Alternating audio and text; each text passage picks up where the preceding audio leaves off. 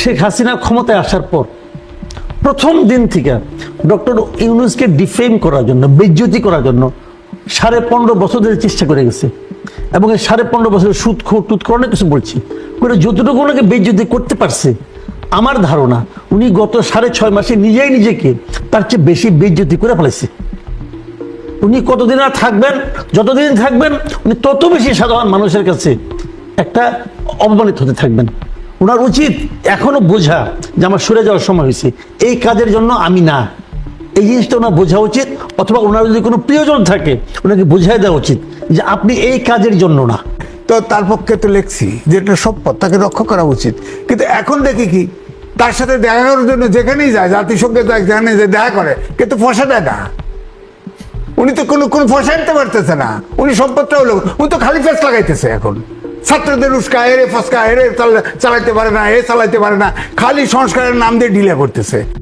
একজন সরকারি কর্মকর্তা সিনিয়র সচিব, সে নাকি আবার মানে একটা সিনিয়র সচিব হওয়ার কোনো যোগ্যতা লাগে না, মনে হলো সিনিয়র সচিব। সাংবাদিক আছিল ভাই, সিনিয়র সচিব হয়ে গেল, কি যোগ্যতায়, কি যোগ্যতায় বলেন? ইউনূস সাহেবের ইচ্ছা হয়েছে বানাই দিল। ইউনূস সাহেব ইচ্ছা করলে কাউকে সিনিয়র সচিব বানাইতে পারে। বিদেশের একটা নাগরিক মনির হায়দারকে নিয়ে আসছে, আইনে নিয়ে সিনিয়র সচিব বানাই দিল। 52 সাল থেকে শুরু করে যতগুলো আন্দোলন হয়েছে সব আন্দোলনের ছাত্ররা অগ্রভাগে ছিল, কিন্তু কোনো বারের ছাত্ররা সরকারের অংশ হয় নাই, এত বিতর্কিত হয় নাই এবং এত ব্যবহৃত হয় নাই। আমি তো বলবো প্রধান উপদেষ্টা এই ছাত্রদেরকে ব্যবহার করতেছে। তিনি যেটা 111-এর সময় পারেন নাই সেটা ছাত্রদের দিয়ে চেষ্টা করতেছে, কিন্তু ছাত্ররা ইতিমধ্যেই বিতর্কিত হয়েছে এবং অনেক সমস্যা তৈরি হয়েছে। এরে নামাও, এরে উঠাও, এরে খেদাও, এরে তাড়াও, এটা মানি না, ওটা মানি না, দেশ মানি না, আমাকে এগুলি করা শুরু। এছাড়া তো আছেই, আপনি জানেন তো। প্রধান উপদেষ্টা ব্যবহার না করলে কি এগুলো হতে পারতো না? আমার মনে হয় এত আশকারা পাইতো না। আপনি শোনেন, স্কুল থেকে ইউনিভার্সিটি পর্যন্ত হিসেব করছি 7টা ব্যাচ হয়, 7টা ব্যাচ লেখাপড়া না, সরকার চালানো ব্যস্ত। এই জেনারেশন গ্যাপ, এই যে এখন যে আধুনিক বিশ্বে যেখানে প্রযুক্তি মানুষকে রিপ্লেস করতেছে, এই দেশ এই 7 বছর পূরণ করবেন কি দিয়া? কি দিয়া? আমাদের 1.5 কোটি লোক বিদেশে থাকে, একজনের তো নিবে না। আগামী 10 বছর পরে একজন কেউ নিবে না। সার্টিফিকেট নিয়ে তাবিজ বানাবানা ঘুরতে হবে। এখন তো সব যায় না, ডাক্তার, ইন্টার্নি সহ বুড়া ডাক্তার সব স্ট্রাইক করে বসে আছে। এখন দেশে চিকিৎসা নেই। আপনি এত আইন করতে পারেন, সংস্কার করতে পারেন, আপনি সেবা খাত নিয়ে কিছু সিদ্ধান্ত নিতে পারেন না। এখন আপনি চিকিৎসা নিতে যান, কোনো চিকিৎসা পাবেন না। সারা বাংলাদেশ স্ট্রাইক, সারা বাংলাদেশ স্ট্রাইক। অমক কলেজ, তিতুমির কলেজ, হেতরা কয় আমরা ইউনিভার্সিটি চাই। আরে কি বঙ্গবন্ধু অমক টেকনিক্যাল বিশ্ববিদ্যালয় ছিল, এটার নাম বঙ্গবন্ধু বাদ দিয়ে এটার নাম টাঙ্গাইল হইতে না, গাজীপুর করতে, বাংলাদেশ করতে হবে। বাংলাদেশ হলে ওনারা যারা পড়তেছে আজ বাংলাদেশের ডিগ্রি পাইছে, এখন গাজীপুরের ডিগ্রি পায়। ঢাকা ইউনিভার্সিটি ঢাকার সার্টিফিকেট পাইছে, বাংলাদেশের তো হইল না। তো এইগুলো আজগুবি দাবি, এগুলোকে ছাত্রদেরকে এই জায়গায় দেখেন, কোনো কিছু হলেই আপনি দেখেন, কোনো কিছু হলেই রাস্তায় নামতেছে। তারা মনে করেন রাস্তা মানলেই দাবি আদায় হয়। তো ছাত্ররা সব আমি বিরতিতে যাব, কিন্তু তার আগে ছোট্ট করে একটু আপনার কাছে শুনতে চাই। আশকারা পেয়েই এত কিছু করছে, তাহলে রাজনৈতিক দল সেটা তো তারা দেশ এবং জনগণের জন্য দায়িত্ব নিয়ে করছেন, সেটাও কি আপনি মনে করেন আশকারা পেয়ে করছে? শোনেন, কুয়েটে বলছে না যে ছাত্র রাজনীতি মানি না, ছাত্র রাজনীতি ওখানে এরা কিন্তু ছাত্র সংগঠন করতেছে, এরা আবার জাতীয় সংগঠনও করতেছে, পোলাপান মিলা করতেছে। তো আপনার এই যে বৈষম্য বিরোধীর সদস্য যারা আছে, তারা কি ক্যাম্পাসে বসিয়া গরিবের অল্প পয়সা দিয়ে খাইবেন, অল্প পয়সা দিয়ে বেতন দিয়ে পড়বেন, আবার রাজনীতিও করবেন, আর অন্যরা ক্যাম্পাসে যেতে পারবে না? এই ডাবল স্ট্যান্ডার্ড তো হবে না। আপনার একটা করতে হবে। আপনি ছাত্র সংগঠনও করতেছেন ছাত্র দিয়ে, আবার আপনারাও রাজনৈতিক দল করবেন ছাত্ররা, কারণ সব ছাত্রদের সালাম দিয়ে চলবো। এখন আপনারা চাঁদাবাজিও নামবেন, আপনারা কমিশনও খাইবেন, সবই করতেছেন। আপনার 6 দিনে 18 বার হেলিকপ্টার, বলেন না বাংলাদেশে একটা প্রেসিডেন্ট প্রধানমন্ত্রী দেখান না? শেখ হাসিনা পর্যন্ত দেখান, শ্রেষ্ঠ স্বৈরাচার, সেও 6 বারে 18 বার হেলিকপ্টারে উঠছে কিনা, হেলিকপ্টার নামানোর জন্য হেলিপ্যাড বানাইছে কিনা, 2টা জেলা ইউনিয়নে জেলা উপজেলায় হেলিকপ্টার বানাইছে, আবার হেলিকপ্টার উড়ে আসার পরে ভেঙেও ফেলাইছে। তো তো ওদের তো আমার গ্রাম দেশে বলে যে পিছনের দাঁত আক্কেল দাঁত লাগা গেলে বুদ্ধি হয় না, এদের তো বুদ্ধি হয় নাই। স্থানীয় সরকার মন্ত্রণালয়ের মাননীয় উপদেষ্টা আসিফ মাহমুদ সজীব ভুঁইয়া তিনি তার এলাকায় মসজিদগুলোতে টাকা দিয়েছেন এবং সেই প্রশ্ন উঠেছে তিনি কার টাকা দিয়েছেন, হেলিকপ্টার নিলে কার টাকা নিচ্ছেন বা কার হেলিকপ্টার নিচ্ছেন, কে দিচ্ছে, বা যদি সেটা ভাড়াও করে থাকেন কোত্থেকে সেই ভাড়া মিটাচ্ছেন তারা, আর যদি এলাকায় টাকা দিয়ে থাকেন সেই টাকাও তিনি কোত্থেকে দিচ্ছেন। সরকারি টাকা দিচ্ছেন, আমার টাকা দিচ্ছেন, আপনার টাকা দিচ্ছেন। আমার আপনার টাকাটাকে উনি ওনার বাবার টাকা মনে করেছেন, উনি দিয়ে যাচ্ছেন। আবার ওনার বাবা এলাকায় বলে বেড়াচ্ছেন আমার ছেলে ইলেকশন করবেন, আপনারা যে চান ইলেকশন করবেন। ওনার বাবা বলছে নিজে, ওইটা আমি ভিডিও দেখছি, কি বলতেছে তার বাবা। কিন্তু সেটা এখন এটা উনি করতে পারছেন, এগুলো যেমন কি এগুলো নৈতিকতার ব্যাপার, বুঝছেন। এখন তিনি আমি তো এখনো সরকারে রয়েছেন উপদেষ্টা, তিনি তো রয়েছে, পদত্যাগ কি করেন হয়েছে? না। কি হয়েছেটা কি এই সরকারের উপর কতটুকু আজকে দেখেন কি হলো, নাহিদ ইসলাম পদত্যাগ করলো, জি রেজিগনেশনটা কার কাছে দিল, ইউনূস সাহেবের কাছে দিল, দিয়ে এসে উনি একটা প্রেস কনফারেন্স সাংবাদিকদের মুখোমুখি হলেন, টেবিলে বসছেন। ওনার দুই পাশে, এক পাশে প্রধান উপদেষ্টার প্রেস সেক্রেটারি, আরেক পাশে ডেপুটি প্রেস সেক্রেটারি, দুইজন সরকারি চাকরিজীবী। জি সরকারের কাছ থেকে বেতন নেয় তো ভাই, আমার আপনার টাকা নেই, সে ওর বেতনটা আমি দেই। ও জায়গায় একজন লোক যে মুহূর্তে সে পদত্যাগ করছে সেই মুহূর্তে আসে সরকারি কেউ, সে একটা পাবলিক। তো পাবলিকের প্রেস কনফারেন্সে দুই পাশে দুজন সরকারি কর্মকর্তা কোন হিসাবে বসে? তাহলে তার জিনিস বুঝে না, যে লোকটা বোঝে না যে সরকারি কর্মকর্তার কি দায়িত্ব, তার তো পথে থাকারই কোনো যোগ্যতা নাই। তো সব অযোগ্য অথর্ব লোককে এনে বসাইছে, লোক থাকতে পারে এখানে, তারপরে আবার স্ট্যাটাস দেয়, তারপরে ফেসবুকে আবার লেখে ছবিগুলো যে আগামী দিনে প্রধানমন্ত্রী হবে সে নাকি নাহিদ ইসলাম। তাহলে লিখতে পারে সেটা? নতুন দল আসলে এই যে নানান কিংস পার্টির আলোচনা এটা হতে পারে না? আপনি এবং- আমাকে এটা বলেন, অন্য আলাপাত দেন না, পলিটিক্স আলাপাত দেন। একজন সরকারি কর্মকর্তা সিনিয়র সচিব সে নাকি আবার, মানে একটা সিনিয়র সচিব হওয়ার কোনো যোগ্যতা লাগে না। মনে হলো প্রায় সিনিয়র সচিব, সাংবাদিক আসলে ভাই সিনিয়র সচিব হয়ে গেল, কি যোগ্যতায়, কি যোগ্যতায় বলেন? ইউনূস সাহেবের ইচ্ছা হচ্ছে বানাই দিল। ইউনূস সাহেব ইচ্ছা করলে কাউকে সিনিয়র সচিব বানাইতে পারে। বিদেশের একটা নাগরিক মনির হাজারকে নিয়ে আসছে, আইনে নিয়ে সিনিয়র সচিব বানাই দিল কেন?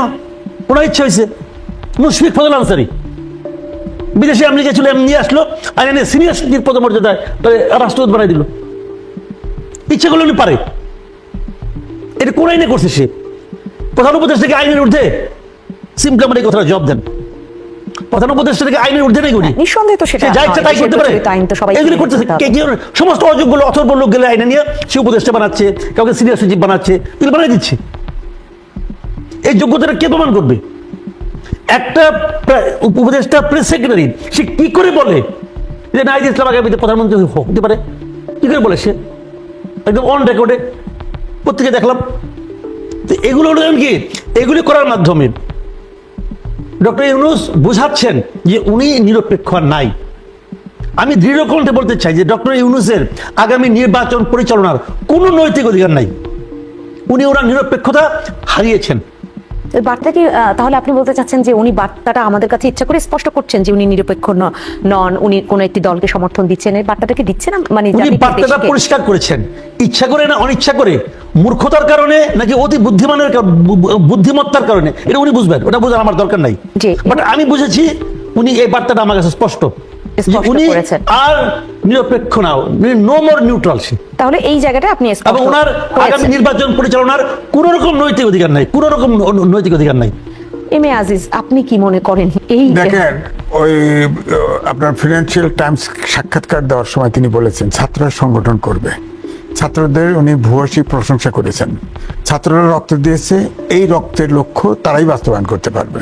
এটাতে কি বুঝলেন? ছাত্রদের সংগঠন তিনি করছেন না? করছেন তো। এই যে ধরেন নাহিদ ইসলাম রিজাইন করলো, তার কষ্ট হওয়া উচিত ছিল, কষ্ট তো হয় নাই। উনি অর্থাৎ ওনার একটা মিশন শুরু হলো, ছাত্ররা রাজনীতি করবে। উনি, আমি যেটা বললাম, 111-এর সময় তিনি কিংস পার্টি করার চেষ্টা করেছেন না? শেষে বলছে এই কাজ আমার না, কেউ ডাক দিলে লোক আসে নাই, তারপর বিদেশ চলে গেছে। উনি এখন বিদেশ যাচ্ছে না, উনি ওনার আপনার ইয়ার কি গ্রামীণ ব্যাংকের 67 কোটি টাকা মাপ, ওনার নিজের মামলা মাপ, উনি এখন টেসলা কোম্পানি নিয়ে আসতেছে, সেটা সরকারের কোনো বেনিফিট নাই, উনি ওই গ্রামীণের সাথে যুক্ত করে আনতেছেন, আমেরিকার ইয়ে না। তো এটা তো উনি ওনার ইন্টারেস্টের বাইরে তো কিছু করতেছেন বলে মনে হচ্ছে না। ওনার লক্ষ্য এবং ওনার ইচ্ছে ছাড়া দেশ, আপনি বলেন 6.5 মাস চলে গেছে, আর কে ওয়েট করবে বলেন? কে ওয়েট করবে? প্রফেসর ইউনূসকে আমি দেশের সম্পদ ভাবে 3টে লেখা লিখেছিলাম তার পক্ষে, যখন সে 8 তলায় হেঁটে ওঠে বিচারের জন্য। ওনার কিছু হওয়া, ওনার কিছু হওয়া। আবার কোম্পানি এখনো উনি টেসলা কোম্পানি নিয়ে আসতেছে। আরে ভাই 4G 5G দিয়ে কি করবেন? অন্য কোম্পানির সাথে মার্জ করতেছে, তো দেশের আমার কি লাভ? আপনি গ্রামীণ ব্যাংকে কয়শো কোটি টাকা ট্যাক্স ফাঁকি দেয়, ট্যাক্স আদায় করছেন। একটা কোম্পানির সাথে এই টেলিভিশন কোম্পানিগুলো, মোবাইল কোম্পানি যে হাজার হাজার কোটি টাকা ট্যাক্স ফাঁকি দিচ্ছে, একটা শুনছেন যে একটা ট্যাক্স আদায় করছে বা করতে চেষ্টা করছে? করে নাই তো। এখন আরো টেসলা কোম্পানি নিয়ে আসছে। এম এ আজিজ, এখন যে নানান ইস্যুতে একদম সেই প্রধান উপদেষ্টাকে নিয়ে এত সমালোচনা বা তার দেশপ্রেম নিয়েও এখন প্রশ্ন তুলছেন আপনারা, যখন তাকে বসানো হলো একদম সবার সমস্ত দল মত নির্বিশেষে সবার সমর্থনে তো এই সরকার গঠিত হয়েছে, দেখেন তখন ছাত্রদের প্রতি আস্থাও ছিল, ছাত্ররা তাকে ডেকে আনছে, অন্য কোনো পলিটিক্যাল পার্টিও না, আপনি আমিও না। এবং আমি নিজেও কিন্তু বিমোহিত ছিলাম যে এটা একটা সম্পদ। কেমন? ভারতের আপনার অমর্ত্য সেন, যিনি আপনার নোবেল প্রাইজ পাইছেন, নোবেল পুরস্কার ওনার পেয়েছেন। বাড়ি নাকি পাশে ওই ভারতের হোমসের 13% জায়গা ঠেলে, হ্যাঁ শান্তিনিকেতন। হ্যাঁ শান্তিনিকেতন 13% জায়গা ঠেলে তুলছে। ওই কোর্ট কিন্তু ওটা সে দিয়ে দিছে। তিনি দেশের সম্পদ। আমি তো মনে করি ইউনূস সাহেব দেশের সম্পদ, কারণ সারা ওয়ার্ল্ডের সরকার প্রধান, রাষ্ট্রপ্রধানকে ওনার বক্তৃতায় টাকা দিয়ে শোনায়। তা আমি সম্পদ মনে করবো না? উনি আমার গর্ব। আমি তো এখন তার বিরুদ্ধে এই জন্য তার পক্ষে আমি যখন শেখ হাসিনা তারে টুস করে পানি ফেলে দিয়ে যায়, কেসে দৌড়ায়, আমি নিশ্চিত জানি তার জেল হবে, সে তো জেল নিজেও জেল হবে, তো তার পক্ষে তো লিখছি যে এটা সম্পদ, তাকে রক্ষা করা উচিত। কিন্তু এখন দেখি কি, তার সাথে দেখা করার জন্য যেখানেই যায়, জাতিসংঘে যায়, যেখানে যায় দেখা করে, কিন্তু পয়সা দেয় না। উনি তো কোনো পয়সা আনতে পারতেছে না। উনি সম্পদটা হলো, উনি তো খালি ফেস লাগাইতেছে এখন। ছাত্রদের উস্কায়, এরে ফসকা, এরে চালাইতে পারে না, এ চালাইতে পারে না, খালি সংস্কারের নাম দিয়ে ডিলে করতেছে। এখন এই যে আর্মি চিফ যে, তাহলে এখন এসে দেখলেন যে সম্পদ না, এটা আপনি অনুভব করছেন এখন? কই কই ব্যাংক খালি, এখনো তো টাকা পয়সা নাই। জি। আপনার কি পারে বলেন? এই জায়গাটায় আমাকে বলা হয়েছে, শোনেন, আমরা দেখেছি পত্রিকায় ছাপা হয়েছে যে রোজার ভিতরে আমাদের যে রোজার সময় পণ্য ডিমান্ড থাকে, তার 80%, 60% পণ্য অলরেডি বাংলাদেশের ভিতরে আসছে, আর জি। 40% অনলাইনে আছে। জি, এম এ আজিজ, আপনি কোনো একটা- ক্রাইসিস হবে না। শেষ করি তো। এখন কালকে আমি সয়াবিন তেল কিনতে গেছি, কোনো দোকানে সয়াবিন তেল নাই। এ তেল গেল কোথায়? বাণিজ্য মন্ত্রী বানাইছে না, হে কয় আমার কাছে তো আলাদা দিনের চারাক নাই। তো আসুন কা পারেন না, চার দিনের চারাকও নাই, সিন্ডিকেটও ভাঙতে পারেন না, আপনি জি, গরম জি। করতেছেন। প্রথমবার মতো পালিত হলো। এর আগে তো আমরা জাতীয় শহীদ সেনা দিবস হিসাবে এই দিবস পাইনি 25 ফেব্রুয়ারিকে, কিন্তু ঘটনাটা তো ঘটেছিল 2009 সালে। এবং এই দিবসকে যদি বলি যে এই দিবস সম্পর্কেও কিছু কথা তো সেনা প্রধানও বলেছেন তার বক্তব্যে, সবটা মিলিয়ে শুনতে চাচ্ছি। বুঝতে পেরেছি আপনার মূল প্রত্যাশাটা হলো যে সেনাপ্রধান যা না, বলেছেন সেটা তো সেটা নিয়ে কিছু বলি। সেটা নিঃসন্দেহে আপনারা আলোচনা তবুও করবেন। আপনার আগের বিষয় নিয়ে এক লাইন বলি, যে জাতীয় শহীদ সেনা দিবসটা প্রথমবারের মতো পালিত হচ্ছে 2009 সালের ঘটনা, কিন্তু জি। তার মানে এর মধ্যে 15 বছর হয়ে গেছে, 15-16 তো হলো প্রায়। তো এতদিন আগে এতদিন হয়নি। এটা আসলে আমি মনে করি যে এটা আমাদের মানে যারা নিহত হয়েছেন তাদের প্রতি এক ধরনের অবমূল্যায়ন আমি মনে করি। তারা তাদের ন্যায্য পাওনাটা পাননি, তারা তো মারাই গেছেন, তারা তো আর কিছু চান না, তারা একটু সম্মান পেতে পারতেন। তাদের পরিবার তো হয়তো চাচ্ছিলেন, হ্যাঁ, তাদের পরিবারের চাচ্ছিল, যারা হ্যাঁ। থেকে গেছে। পরিবার না চাইলেও পরিবারকে জি। চাইতে হবে কেন? পরিবারকে চাইতে হবে কেন? সরকারের এটা আমি মনে করি এটা দেওয়া উচিত ছিল। এতদিন পরে হলো যেটা পেয়েছে মানে পরিবর্তিত মানে বাস্তবতায়, এই জন্য আমি মানে এর জন্য আমি পার্সোনালি খুবই মানে আর কি, যেটা উচিত ছিল আমাদের এতদিন করিনি, এই জন্য এটা আমাদের গ্লানি কাজ করা উচিত। আর এই উপলক্ষে আমাদের সেনাপ্রধান আজকে যে কথাগুলি বলেছেন, প্রথমে আমি ওই সেনা হত্যা নিয়ে বলি। বিডিআরের যে বিদ্রোহটা ছিল, ওটা বিদ্রোহ বলেন অথবা আপনি যাই বলেন, তো ওই উপলক্ষে সেনাপ্রধান যে কথাটা বলেছেন আজকে, এই কথার 2-3টা কিন্তু অর্থ হয়। 2-3টা অর্থ হয় মানে এরকম যে উনি কিন্তু খুব স্পষ্ট করে বলেছেন যে আমাদের একদম মানে যদি কিন্তু এগুলি কিছু নাই। সরাসরি কথাটা হলো যে হত্যাটা তৎকালীন বিডিআরের লোকজনই করেছে, এটা উনি একদম স্পষ্ট হয়ে স্পষ্ট বলেছেন। করেছেন। তারপরে এদেরকে উস্কানি দেওয়ার জন্য, মদত দেওয়ার জন্য অথবা নানা রকম ষড়যন্ত্র কে করেছে সেটা একটা তদন্ত কমিশন হয়েছে, তারা করবে, দেখবে তারা কি বের করে না করে করবে। কিন্তু এর বাইরে উনি আর কোনো কথা শুনতে চান না। এবং আমি আপনাকে বলি, আমিও চাই না। আমি এই ক্ষেত্রে সেনাপ্রধানের বক্তব্যের সঙ্গে সম্পূর্ণ একমত। আমাদের কিছু লোক আছে যারা নানা রকম কল্পকাহিনী রচনা করে, দেশ থেকে করে, বিদেশ থেকেও করে, বিদেশে বেশি করে। বিদেশে 2-3 জন লোক আছে, এরা দেশকে অস্থিতিশীল করার জন্য বিদেশে বসে বসে মানুষকে উস্কায়। আর তাদের কিছু অর্ধশিক্ষিত ভক্ত আছে, মানে তার মুরিদ আছে বলবো, কিছু অর্ধশিক্ষিত মুরিদ আছে, এই মুরিদগুলি এখানে লাফায়। ওটা শুনি, দেখবেন আমরা কাল পরশুর মধ্যে তারা আবার আরেকটা বলবে যে এটার পেছনে কে কে আছে না আছে। ধরলাম এখানে আওয়ামী লীগের 5 জন লিডার আছে, আমি ধরে নিলাম, বাট গুলিটা তো করছে বিডিআর। জি, যে বিডিআর গুলি করছে তার পক্ষে আপনি কিভাবে কথা বলবেন? ফুল স্টপ, এই যে শব্দটা, এটার গুরুত্ব কতটা?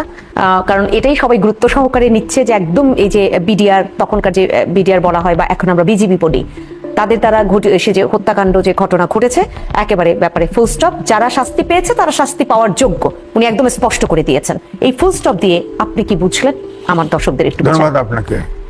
বিডিআর যে হত্যাকাণ্ড ঘটে পৃথিবীতে কিন্তু বিরল। 57 জন মেজর জেনারেল থেকে ক্যাপ্টেন পর্যন্ত জীবন দিয়েছে, মেরে ফেলা হয়েছে জি। পরিষ্কার। এখানে এর বাইরে সিভিলিয়ান ছিল মিলে হলো 74 জন। এটা পৃথিবীতে একটা ইভেন্টে এত সেনা অফিসার মারা গেছে এটা কিন্তু জানা নেই, একদিনে এক ইভেন্টে। হ্যাঁ, সুতরাং এটা নিয়ে তো বাংলাদেশে ওই সময় যে আলোচনা সমালোচনার ঝড় উঠেছিল, হ্যাঁ, সেখানে আবার এখন যেটা দেখা যাচ্ছে প্রবণতা, একই ধরনের আলোচনা সমালোচনা হচ্ছে। তো আমার বক্তব্যটা হচ্ছে, জনাব ওয়াকারুজ্জামান মেজর জেনারেল তিনি যেটা বললেন জেনারেল, যে এটা ফুল স্টপ একবার তো তদন্ত হয়েছে, দ্বিতীয়বার আবার তদন্ত কমিটি করা হয়েছে। মেজর জেনারেল আর বিডিআর চিফ তিনি তার ছেলে নিরপেক্ষ তদন্ত চেয়েছে। একটি তদন্ত কমিটি যেটার উপরে বিচার হচ্ছে এটা পাবলিক হয় নাই। আরেকটি তদন্ত কমিটি সেনাবাহিনীর ভিতর থেকে হয়েছে, যার প্রধান ছিলেন বর্তমান স্বরাষ্ট্র উপদেষ্টা, তিনি নিজে ছিলেন। সেটাতেও ভিতরে কি আছে আমরা জানি না। সুতরাং কনফিউশন তো রয়ে গেল। এখন ওনার ফুল স্টপ হচ্ছে, যা এখানে ঘটেছে তা ঘটে গেছে, যা বিচার হয়েছে তা হয়ে গেছে। তাহলে পুনঃতদন্ত কেন? পুনঃতদন্তে যদি অন্য কিছু বেরিয়ে আসে তাহলে ওটাও ফুল স্টপ দেওয়া উচিত।